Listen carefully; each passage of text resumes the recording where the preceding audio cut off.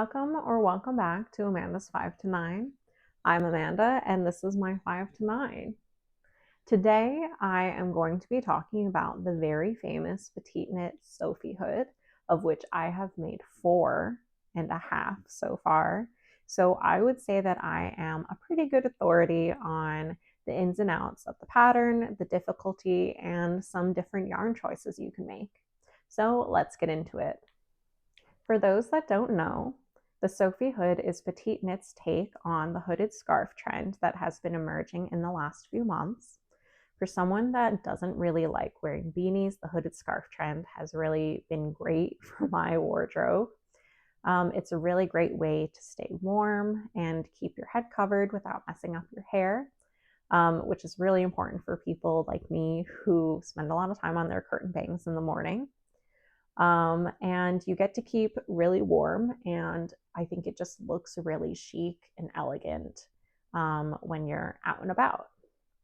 In terms of the pattern, it calls for a worsted weight yarn, so right in the middle in terms of yarn weights, and 5mm needles. Although, as we'll talk about when I show some photos of the various Sophie Hoods that I've completed, I really think this can be completed with any yarn weight, as long as you are happy with the fabric it's creating, and certainly feel free to size up or down needles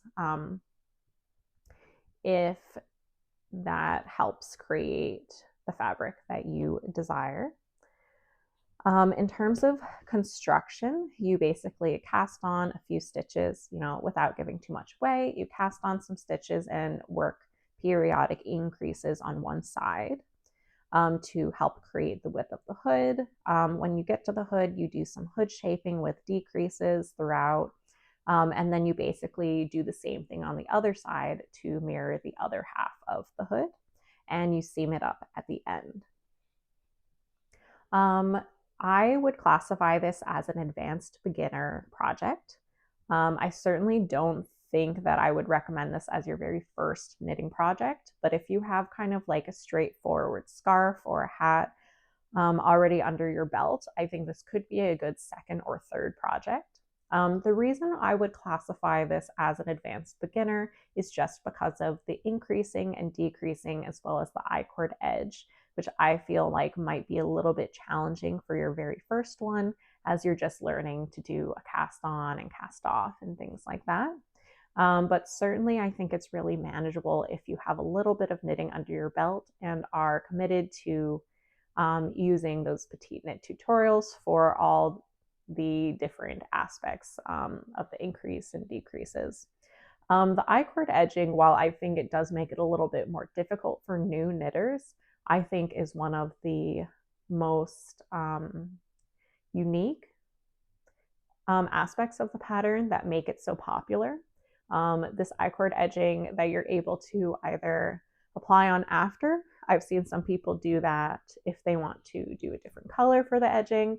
I've done all mine in solid colors, so you can apply the I-cord edging just as you go. I think it looks really clean, and I would say that this is the first accessory that I have created that I feel like I could buy in a store, and I think that's a great compliment to the pattern and maybe my own techniques. It has really clear instructions. This is a PetiteKnit pattern. I would arguably say that she is probably the most popular knitwear designer, and I think it's for a good reason.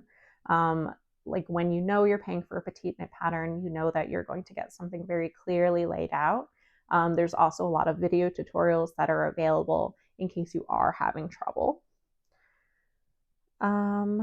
I think that if you are an intermediate knitter as well, you can kind of use this I-cord edging and increase techniques to morph this pattern into some of the other products in the Sophie line. For example, like the Sophie scarf, which is part of this big like tiny scarf trend, as well as the Sophie shawl. And these are techniques that I think I'll rely on as I self-draft those types of items in the future. In terms of critiques that I've read online, I've seen that people say that this is a really mindless knit. I would have to say that I disagree with that. Because you're doing increases periodically, I don't think that you can just kind of check out like you can if you're doing, stockinette in the round until you reach a certain length or something like that.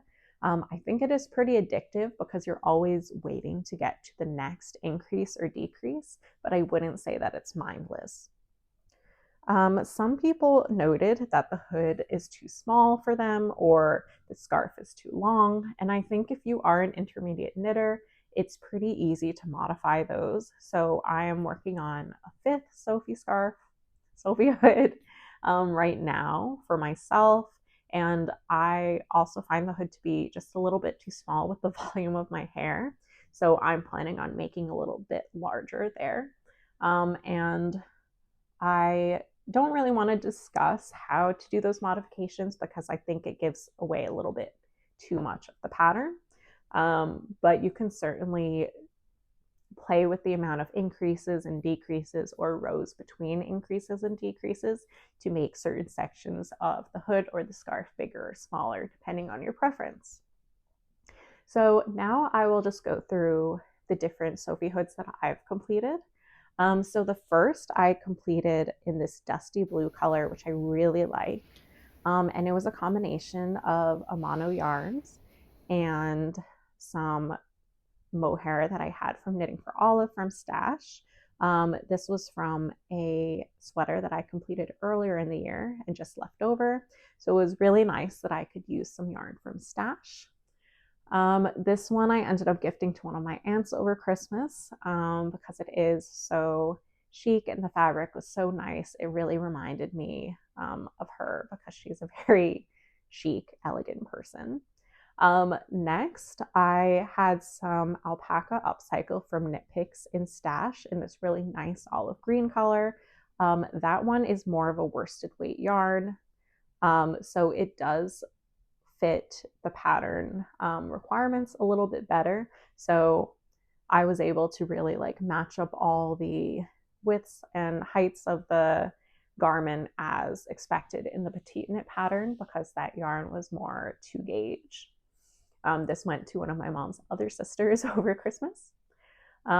Third, when I was in New York, I went to Yarn Farm Kingston, which has a really great selection and is only about an hour from my parents' house. I couldn't believe I had never been.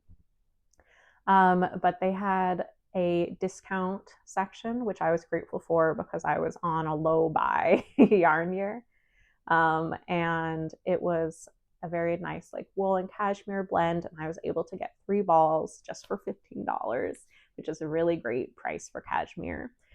So because I knew that I was going to run out of yarn, I didn't have as much as I did with the others, I decided to shorten the scarf portion of it.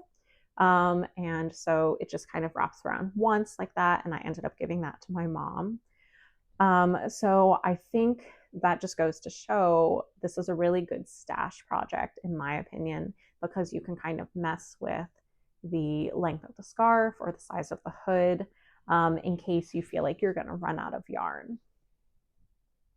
And then fourth, I came back from New York and found this quantity of kind of bulkier yarn in my stash that I thought would be a really nice Sophie hood for a friend that I'm seeing in a couple weeks. So I still have this one.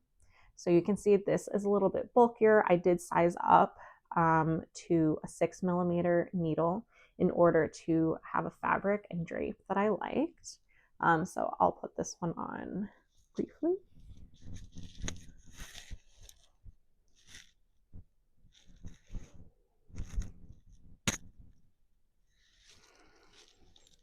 So I think this goes to show that even with the bulkier yarn, the Sophie Hood pattern still works. And now finally, I am in the middle of creating my 5th Sophie Hood. This is using the same yarn combination as my first one because I still have some leftover mohair and Amano yarns in this dusty blue color, so I'm going to match my aunt. I'm actually working this one with a smaller needle, so a 4.5mm instead of a 5, just because I think that because the yarn is a little bit lighter weight than what the pattern calls for. I think this will create kind of like a tighter fabric, which will keep me warmer. And I did add a little bit of length to the scarf to kind of make up for that. And I'm also trying to make a little bit of a bigger hood, given what I went through with the first one. I do think it's a little bit small when my hair has the kind of volume that I want it to. So it's super modifiable, and I think that for the amount that I paid for the pattern, having made 5 and maybe more if they are requested, I think it was a really good value in terms of the pattern. So those are my thoughts on the Sophie Hood. I love my Sophie Hood, and I can't wait to wear it this winter, and winter's coming. I am even planning to make a pair of fingerless mittens to go along with it, and I think that'll just be a super nice set. I think in the future, if I'm looking to gift hats or scarves to other people in my life, I think the Sophie Hood is a really great option because it's a little bit more unique than what you could buy for someone in a store. It's also a really fun knit, which I think those two things do not always coincide when you're doing gift knits. And yeah, just super happy with it. So curious to know if others have made the Sophie Hood or anything in PetiteKnit's Sophie line of accessories, and whether you guys have the same thoughts as me or whether things are a little bit different in your view. Just let me know in the comments. That's all I have today. If you'd like to keep up with my knitting in more real time, feel free to follow me on Instagram at Amanda's5to9. Other than that, thanks for hanging out with me, and I'll catch you in the next one.